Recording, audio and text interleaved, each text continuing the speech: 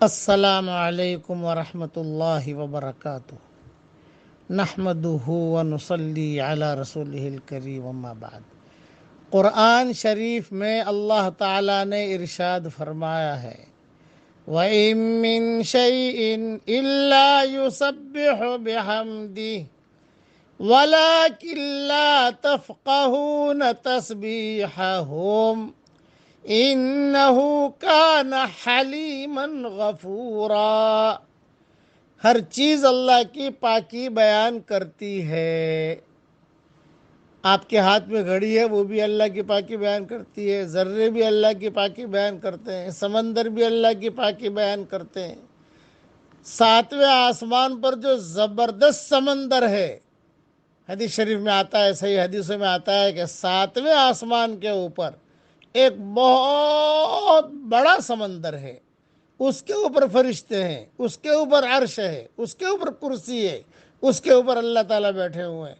وہ ساری کے ساری مخلوق اللہ کی بہت تسبیح بیان کرتے ہیں۔ تو بھئی ہمیں بھی اللہ کی تسبیح بیان کرنی چاہیے۔ اب پڑھ لیجئے میرے ساتھ، سبحان ربی کا رب العزتی عما یصفون وسلام علی المرسلین والحمد للہ رب العالمین۔ یہ قرآن شریف کی آیت ہے، یہ بھی اللہ کو بہت پسند ہے۔ دھیان سے پڑھ لیجئے، پڑھوا لیجئے، آگے بھیج دیجئے۔ جتنے لوگ پڑھیں گے انشاءاللہ آپ کو بھی ثواب ملے گا۔ مدینہ منورہ میں ابھی تقریباً 1:52 ہو رہے ہیں رات کے۔ میں دعا کرتا ہوں کہ اے اللہ، بھٹکے ہوئے آہو کو اب سوئی حرم لے چل۔ اس بھٹکی ہوئی امت کو پھر مسجد والا بنا دے، پھر اعمال والا بنا دے، پھر اخلاق والا بنا دے۔ اے اللہ، اس امت کو باطل کے نرغوں سے بچا لے۔ اے اللہ، زمانے کی ظالم نظروں سے اس امت کی مردوں اور عورتوں کی تو پوری پوری حفاظت فرما۔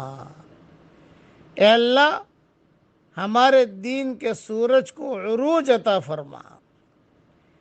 اے اللہ، جو کام کرنے سے آپ خوش ہوتے ہو وہ کام کرنے کی ہمیں توفیق عطا فرما، اور جو کام کرنے سے آپ ناراض ہوتے ہو اس سے ہمیں بچنے کی توفیق عطا فرما۔ اور اے اللہ، دونوں جہاں کی سرخ روئی کا ہم سب کے لیے فیصلہ فرما۔